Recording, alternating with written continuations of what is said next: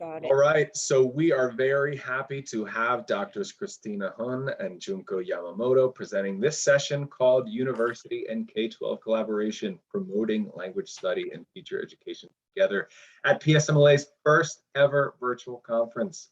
My name is Rich Madel, and I will be hosting today along with Sister Mary Helen Kashua. This session is being recorded, and if you're tweeting or posting on social media, we welcome you to include at PSMLA1 and the hashtag PSMLA21 so we can see and share all of your thoughts. Junko's Twitter handle is at Junko_Yamamoto, if you would like to tag her as well. For attendance purposes, please be sure that your displayed name matches either the name that you've used to register for the conference. If you're unsure how to do so, you can let me know in the chat and I'll provide you with instructions. So please join me in welcoming Drs. Christina Huhn and Junko Yamamoto to PSMLA. Thank you so much. Christina, would you like to say something? Well, good morning and welcome to everyone. This particular session is aimed at, is aimed at networking between university and K-12 colleagues. If you could put the slide one more forward, please. Thank you. We want to start with some very brief introductions, just your name, your institution, where you are, and what your role is. And for example, I am Dr. Christina Huhn. I am at IUP, and I am the program coordinator for our Spanish education program, as well as Spanish faculty. So Junko, do you want to go ahead and introduce yourself first? Yes, I'm Dr. Junko Yamamoto, and I'm at secondary education. So I am on the pedagogy side, and I'm not on the lit side, but I do with the work with the pedagogy people, not lit people. And I teach the methods class from the pedagogy side, and I supervise student teachers with wonderful co-brain teachers. I love my job. Okay, so as I look at my screen, just going down the tower of people, we have Nancy is next up. Hi, I'm Nancy Zimmerman. I teach at Kutztown University. I teach with Dawn, who I just see has appeared, and Christine, who is down below. And I teach Spanish, of course, all levels of Spanish. And I have been working with the student teachers and teaching the methods courses. And basically, I have tried to bring my students to PSMLA as frequently and often as I can in different roles, presenting, helping, or just being a participant. Okay, and Natalie. Hello, I'm Natalie Puhala. I am a Spanish teacher at Gateway High School, which is in a suburb right outside of Pittsburgh. Okay, and Christine Nunez, you're next on my tower here. On the tower. It's the view I've chosen for the people. So. Christine Nunez, I'm also at Kutztown University. I teach Spanish. We all teach all levels, but particularly I teach linguistics at the upper level, or linguistics related courses. And I also teach for our ESL program, in our ESL certification program. And I'm also department chair, but I'm on sabbatical right now. So that's a fun fact. Oh. I would say that's definitely a fun fact. Jonathan, you're up next. Good morning, everyone. I'm Jonathan Dio, and I work at Gettysburg High School, and teach all levels of Spanish at the high school level. Okay, welcome. And Dawn. Oh, Dawn may have stepped away.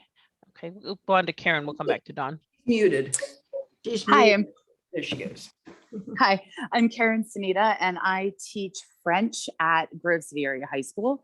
I teach French 1, 2, 3, and AP. I also teach the methodology courses at Grove City College, and I host student teachers from Slippery Rock with Dr. Yamamoto.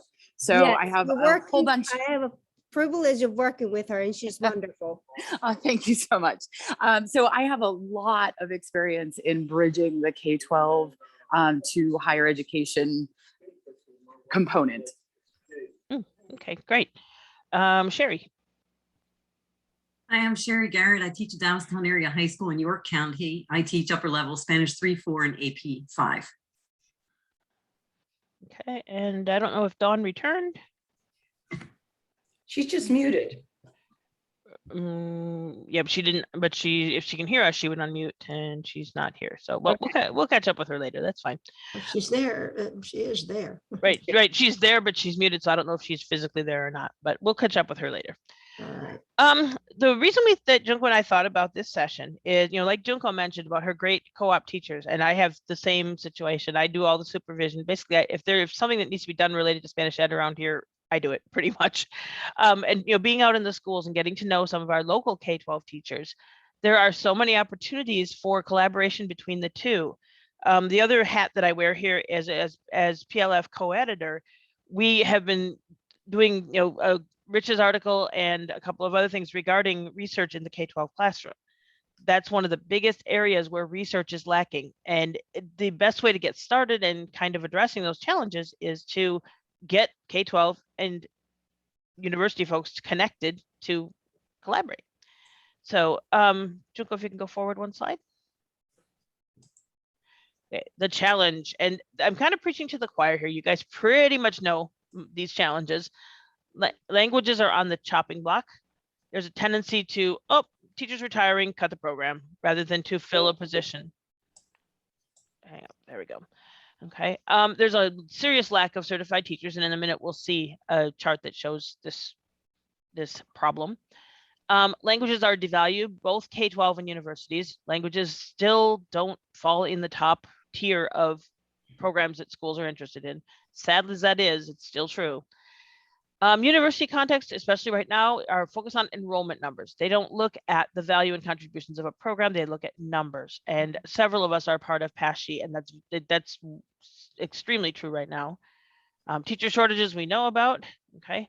And the graphic will come in a minute. And the need to shift to a more proficiency-based curriculum at the university level is still an ongoing issue going back a number of years. Many universities have shifted to more proficiency-based, and the OPIC and the OPI and the global seal, but not everybody has quite followed that trend just yet. So, okay, Junko. Okay, if you look at line number 4 is the shortages in world languages, 58%, which is kind of shocking. So Junko, do you want to jump in here on your chart? Yes, so I'm going to fill in my anecdote. Every single semester we have inquiry because we are teacher training, teacher education institution, and we need French teacher. We have shortage of French teacher. We have shortage of Spanish teacher. Can you introduce somebody? And then my response to most of the time, 99% of the time is, sorry, they all have full-time job already and they're happy there. And so I have felt it for years and years and years. And then, but we don't have enough French or Spanish education majors. So I think I attended some session yesterday was saying that, we need to inspire more high school students and middle school students to become French and Spanish teacher. Rich, you were in that session too yesterday. And so I think we need to start collaborating. And then if we can work together to start addressing the teacher shortage issue, and then we would take care of people who are inspired to become teachers at higher ed. We're in good shape. That's what I've been feeling. Mm-hmm. We also get those same requests that Junko's talking about. I get emails frequently saying, here's a posting, we have a posting, do you have anybody graduating? And we have a very high placement level. Oh, okay. I see the note, Rich. No problem with Dawn. We have a very high placement level because there's such a demand for teachers. The other thing is that PDE has, and I'm not sure exactly how this all originated, but student teachers can now substitute in the classroom, and that came about as a result of the shortages. They have a student teacher who's doing their student teaching in another teacher's classroom, and they see that they can do it, and they need a body, and they try to grab the student teacher. So they made it an actual law that they can do it under certain circumstances. So, Richard or Junko, if you want to go forward one. Okay. In addition to the pipeline that Junko mentioned, which is actually a very huge issue, and reaching those students earlier, most people don't become teachers when most students don't decide at 18 years old they're going to become a teacher and change their mind. They're either already have envisioned themselves as a teacher, or like me, they come into teaching a little bit later in life. So the 4-year education program is great, but you have to get them long before that. I'm going to be watching the session that Junko mentioned in not live. So, okay. So the question of how do we improve both research in K-12 and how do we expand those collaborations between our K-12 environments and our universities? In order to reach those middle schoolers, we need to be able to have them see a path. There needs to be a pipeline, a path to the university. And our research needs to see what's actually happening in K-12 classrooms. The research is so much limited in K-12 classrooms that we don't know exactly what's even happening. We're speculating based on what we know our teachers should be doing, but there's a lot of room for improvement there. What we want to do here is we want to throw out some ideas. Okay, so how do we strengthen the pipeline for them to continue their study and to potentially become teachers? How can we respond to these longstanding issues? What I find, and I mentioned this when we had our panel discussion at some point, whenever that was, sorry, COVID has altered my view of time, is that we've been discussing these things for many, many years. They keep resurfacing and they still exist. Our intent with this session is to give people a chance to come up with ideas and connections that could go forward into larger projects. A few possible ideas: a collaborative study between a K-12 classroom and a university language professor. For example, a K-12 French classroom and a university French classroom that have the students do something together, or follow the K-12 does something and then when they come to the university they are in the French classroom. Okay. University faculty should visit K-12 classrooms for recruitment. I can't speak for Kutztown or Slippery Rock, but we would love to do it. I would love to be either physically or virtually in the classrooms recruiting and engaging with students. University faculty participating in teacher in-service days. I don't know if you guys have generic in-service or discipline-specific in-service. The global scholar activities at the high school level, university faculty visit those. K-12 folks offer community-based K-12 activities on the college campus. In our region, we have Apples. We have a language festival in the spring that is run by Apples. Have the K-12 students visit our virtual classes on campus. We had some that did that during COVID. Have them come see what college is like, what a college language class is like, and have K-12 teachers shadow the university students. Junko, have someone have a K-12 teacher shadow one of us. So Junko, do you want to jump in and add anything? Yes. So it's wonderful that I'm not going to embarrass anybody by naming specific people, but it's wonderful that when K-12 classroom teachers open up their classroom to our aspired teacher, both in French and Spanish. When I reach out and say, can they do some project in your classroom? And then we have sound yes, or and then they come back and said, oh my God, that was so great. Oh my God, we got such a great feedback. And they become excited about having chosen their teaching profession. And we need to have more of that. And then because of the retention purpose, so that we don't have students switching to become other majors. That's something that I have been observing.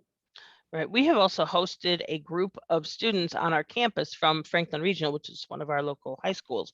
And the kids loved it. The faculty loved it. It was a great experience, but we did it with seniors and we really need to do it with younger students. Mm-hmm.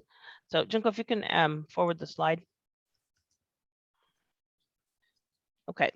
This slide just contains some resources and this will be shared, with the recording of the PowerPoint. Okay, so these are just some useful resources that we can use as we move forward. So go ahead, Junko. I'm going to get to the slide where we ask them. A few funding opportunities. Some of you may know of other funding opportunities that I have not listed here. We have some IUP internal ones that I didn't list. Okay, go ahead, Junko. These are just references. Here we go. This is the key slide here. What are our participants interested in? What have you done? What do you have going on in your schools? Do you welcome university faculty? Do you want, is that something that your district wants? What makes your district unique that can be connected? What situations like Junko just described do you have that could be beneficial? And what ideas do you have? And Junko has put a Padlet there for us. Junko, if you want to jump over to that, for us to keep track of our ideas. So we've talked enough. Now we want to hear you guys and what you would like to do and what's on whoopsie, not quite. It's fine. To what you guys would like to do, what your thoughts are, what your ideas are. If you don't have an idea, but you would like to find someone to have an idea, we wanted to have this a group sharing. With the number of people we have, Junko, I don't think we need breakout rooms, right? No, I don't think we should go into the breakout room, but I'm thinking, what I'm suggesting is that let's just pull out some idea and then get some, how would you like to collaborate and how would you like to start mingling, and so that we'll have a strong pipeline between K-12 and higher ed. So we're going to have strong supply of aspired teachers, and we'll be able to support them in K-12 and then also at higher education. Okay, so for our participants, your turn to talk. What are you interested in? And then also I'm going to be monitoring our Padlet too. Okay, cool.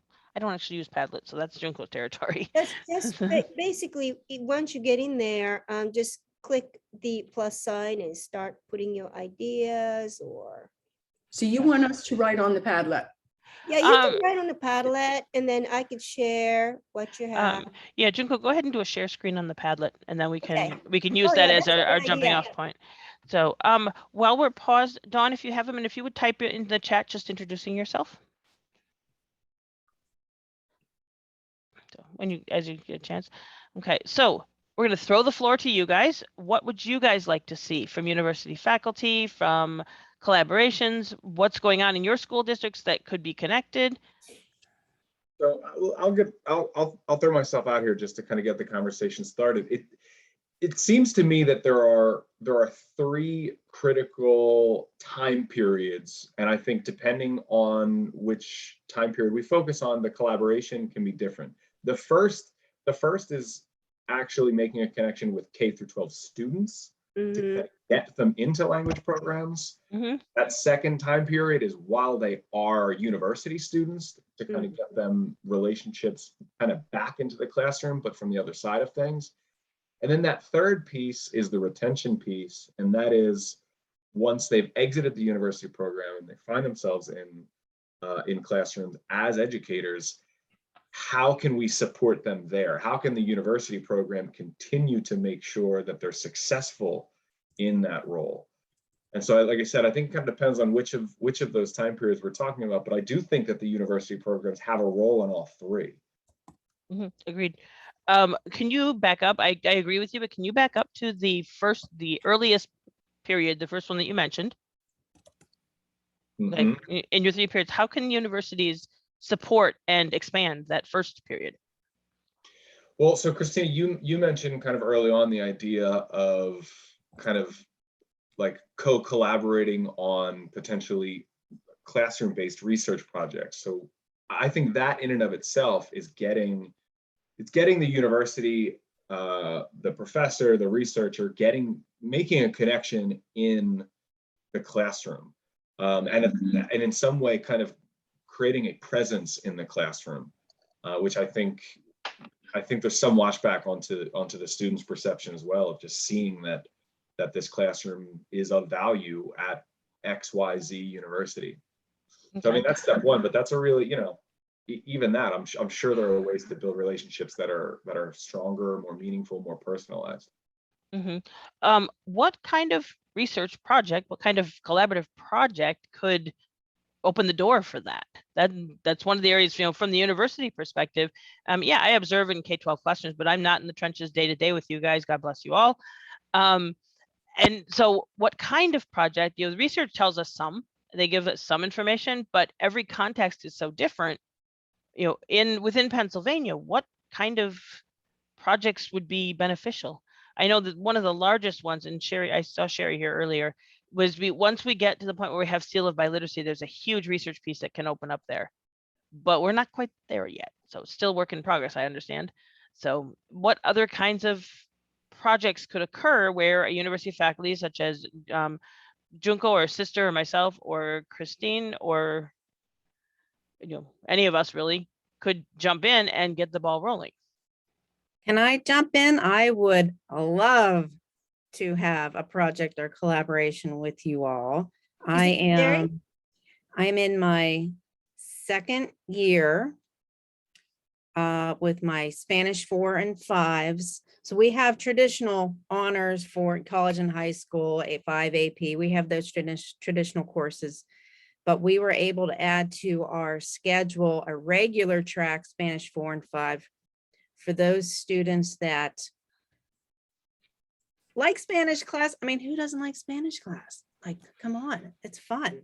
And they've had maybe C's the whole way up, and they're not looking to take the AP test. They're out. They're going to drop Spanish altogether. So we were able to provide a different option for those students. So currently I have 16 students on my roster and 4 volunteer students who are not on my roster, but are working along with us on their own time. But we have partnered up with elementary classes, teacher to teacher. They asked me, I asked them, and we're working together. They go out once a week and teach Spanish we're in 25 classrooms this year, 25 classrooms a week. Wow. And the kids are loving it. So, but my challenge is where, this is not my wheelhouse in training student teachers. I'm doing my best with them. I'm learning more every day and each year, but boy, wouldn't it be great to have you guys come in and help us be better teachers. And then maybe, we could form a relationship. And here's the challenge, I think right now, no one wants to be a teacher. Teacher has of any kind. Yeah, of any kind. Becoming a teacher has kind of gotten a bad rap, and people think a bad rap. So if you just point blank say, "Hey, you want to be a teacher?" They're going to point blank say no. Yeah, you have to give them that experience. Once they have that experience and they've had a taste of some, giggles and rainbows in the elementary classes, So it'd be a tough sell to get them to want to be Spanish teachers, because elementary and the high school Spanish are very different. And these kids are not our strongest Spanish students. They're not. Our strongest Spanish students are in the AP track. Yeah. But I don't know that any of those want to be Spanish teachers. I've observed Minna and Isabel in Alderdice, which is of all, about the wonderful Alderdice High School. I asked Minna, I said, how many of your wonderful students want to be Spanish teachers? And this is sad. This is the sad thing. No, they do not want to be Spanish teachers. They go into something else. They're good at everything. And that they were wonderful students. We can't grab the wonderful students and encourage them to be teachers. So I don't have a good answer. I just have a big question. I don't know. I think as they get older, they may change their minds. I know I did not want to be a Spanish teacher. I wanted to graduate from high school and never go back. I didn't want to be in high school the rest of my life, but yeah, here I am. And it's a great job. But I would love to see, oh boy, it would be awesome for a collaboration for what we're doing, to give them some tips to be better student teachers, maybe partner them with, give them a big brother or big sister at the university level who are doing it. There's Spanish ed, or right now I'm just Spanish, though I would love to see us add this option for the French students too. But give them a big brother or big sister at the university who could give them tips and share what they're learning. That'd be really cool. I think that's something that could hook my kids. Yeah, I see. Sherry, I'm right there with you with that. So what we're doing, it's with my Global Scholars program. And I am really lucky to have this 80-minute period every other day where I can use that to try and form these collaborations. Now I'm having a hard time because I'm not getting a lot of responses from our elementary school, from the teachers. There's a transportation problem there, but our YMCA that has a daycare in it and has a pre-K program has just moved in next door to us. So I'm looking to try and make those same kind of connections right now. Now these are my Global Scholars kids. So I do have French and Spanish, and they are the top of the top, and they are interested in going in. They're interested in going in and having fun. Most of them are not interested in becoming teachers, but I think we can make that leap for them or help with that if we can support them maybe a little bit more than, once again, I have zero elementary background, and I don't find that to be my strong point, but we're trying to make that connection there right now. I see Sister has her hand up. Yeah, I have some good news to add to this. We don't have a whole lot of majors we're a small college. We have very few majors, but at this point we have one who is completing her this year. She's going to do her student teaching in French. We have another one who is going to be doing her student teaching in Spanish, and 3 others coming up who are going to be teachers. Now, this is very unusual. We haven't had any for a long time. These people came in wanting to be teachers. So somebody out there inspired that to them. And I don't have any suggestions on how to continue this for the future. I certainly try to make a point of the fact that we need French teachers, we need Spanish teachers. I say this in my French 101, my 102, that we need French teachers out there. And I'm hoping that some of the good students, maybe if they haven't thought of it before, will get into the program. John, is it you with a hand up? No, it's Rich, and Jonathan also has a comment in chat, so we can pull that as well. Okay. Jonathan, why don't you jump in here? I think I've monopolized too much time already. I was just going to suggest that, somebody made the suggestion about getting some students involved with elementary school aged kids. And I had the experience of working in another district where I was a part-time Spanish teacher, and the remainder of my day I worked with gifted kids in the district. And I know that gifted parents love diversity in what their kids are doing. And there's probably a really great opportunity for, depending on the size of your district, maybe you select some of your higher functioning Spanish students out of your classes and I think there's 2 pieces here that I want to acknowledge. We were talking about earlier about this lack of motivation, that individuals don't want to go on to become teachers. I think that there are personality types, and there are specific strengths and abilities that identify with individuals that become teachers.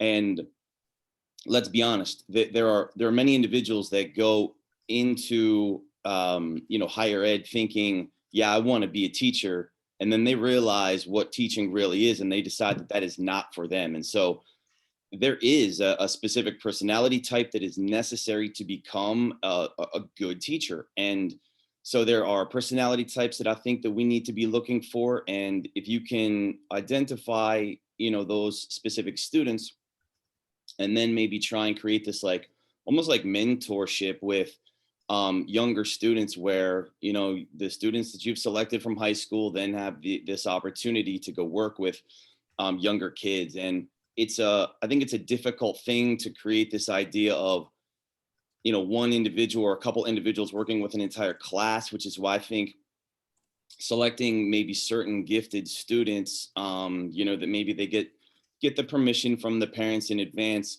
you can then maybe start tailoring that to some type of program that could be developed, or just guinea pig it and, just put some ideas together and just, you're not going to know what works until you start trying something. Jonathan, just to to piggyback on that, this fall, and one of the things that happened this fall with all the changes happening in our region and at our university, we needed new placements because our placements retired. So we needed new placements. And one of the areas that I had used when I lived in West Virginia, and I looked into it again here, is gifted classrooms for student teacher placement. When you don't have Spanish classrooms, you go into the gifted classrooms, and the gifted kids, they're raring to go. They're excited about it. We weren't able to do it this time around, but we have some contacts for the next round. So it's a good thought. So let's see who had their hand up next. Rich did. I was also thinking too, I know in a variety of different sessions, we've talked about the idea of student travel. I know Sherry she's working on a trip to Panama. And I mean, I think a lot of us can attest to the hook that student travel is to remain a language student and to potentially incorporate it into their professional goals. But I think the reality for a lot of K-12 institutions is that student travel is a huge liability. And a lot of districts want to make sure that there's a third party that they can use as distance, but at the same time, it's close enough where they can, so long as everything goes well, they can say it's theirs and celebrate it.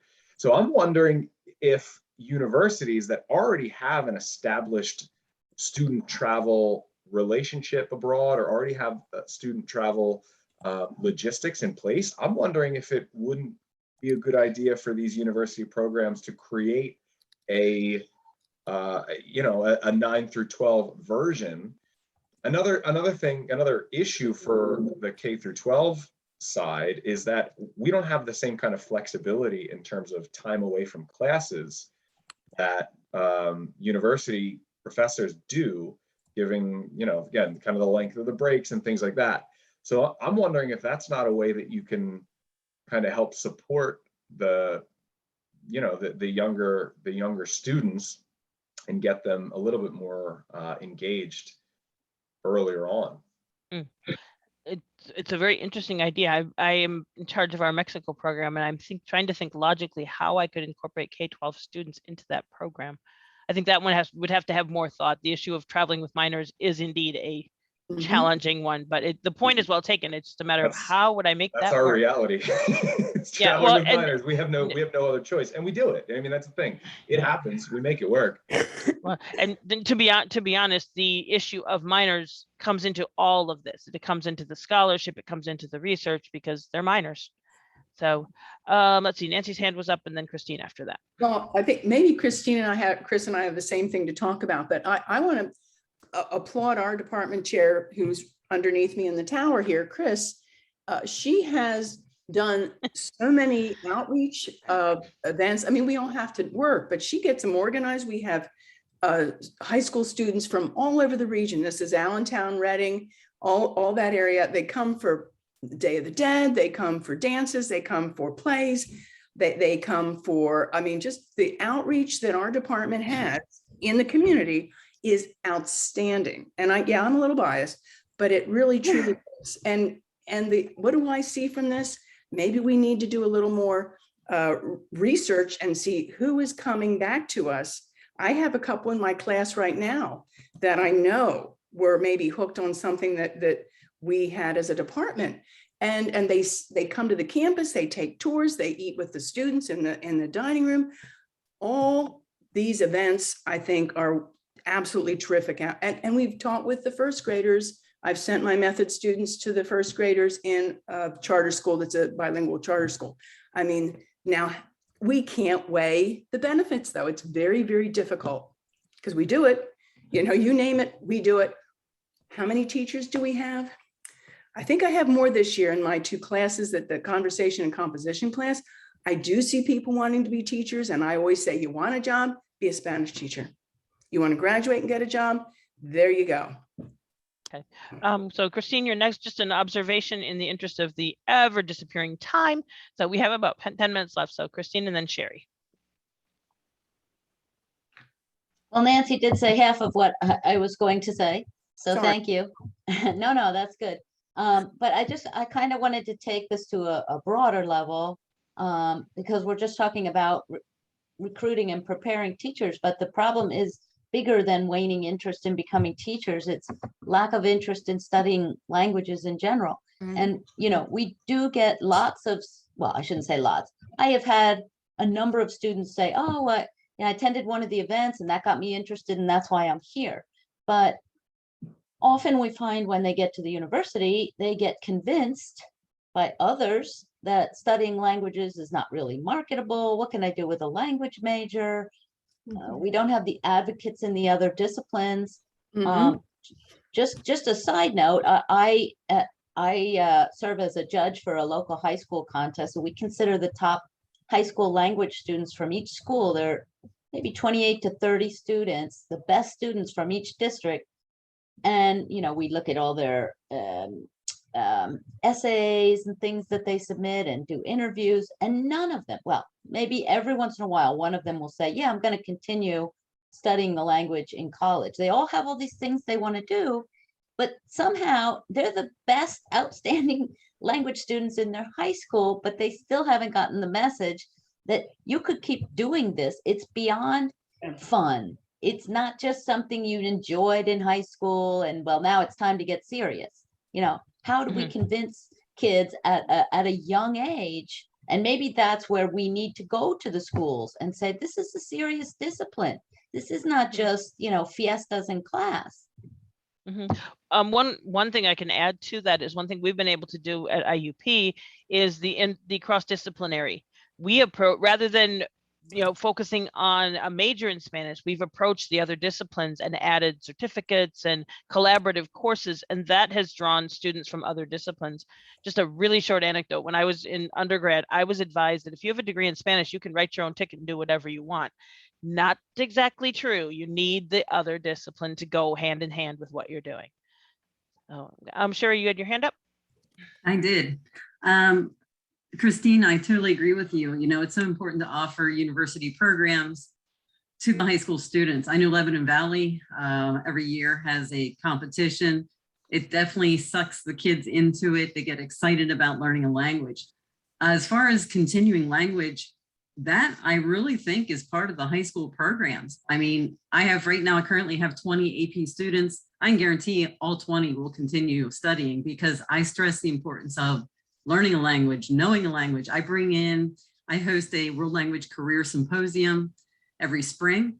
I bring community members in to talk about professions that need language, and the kids are blown away. I have normally about 30 speakers come in. It's a concurrent session kind of thing. I invite not just world language students, the entire school is invited. So, I think it falls on the high school teachers to promote their programs and explain what is the importance to keep them in the program. Also, Christina, what I really would like to see from you and maybe from other universities, especially close to me, is Millersville, York College, Penn State, York, is setting up, the idea of having a college student buddy up with a high school student, to really mentor them. I think that's a ticket.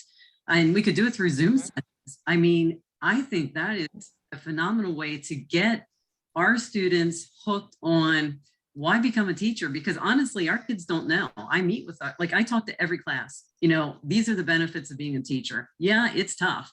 Jonathan, you're absolutely right. There is a personality type to be successful in the classroom. That we do need to target those kids, but we have to offer after school programs. I've done it for 15 years. I currently have 15 high school students that are currently world language teachers. So, I mean, my success rate is high because I've offered the world language program after school to teach intermediate students. And because the kids had the experience in the classroom to teach their own class for 10 weeks. And in fact, some of these students have taught 40 lessons because for all 4 years, they were in the classroom.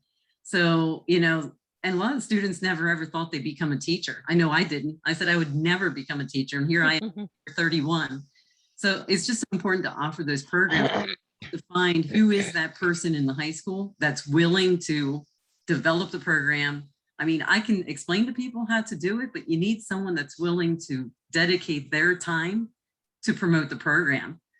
And as far as, you know, what's an incentive to keep studying language, we've got to get the seal of biliteracy passed. I mean, I'm sure some of you are tired of hearing me say it, but Pennsylvania, we're the last of the 5 states in the US that hasn't passed seal of biliteracy. We have got to join hands and get this passed to provide that incentive, because I offered at my high school.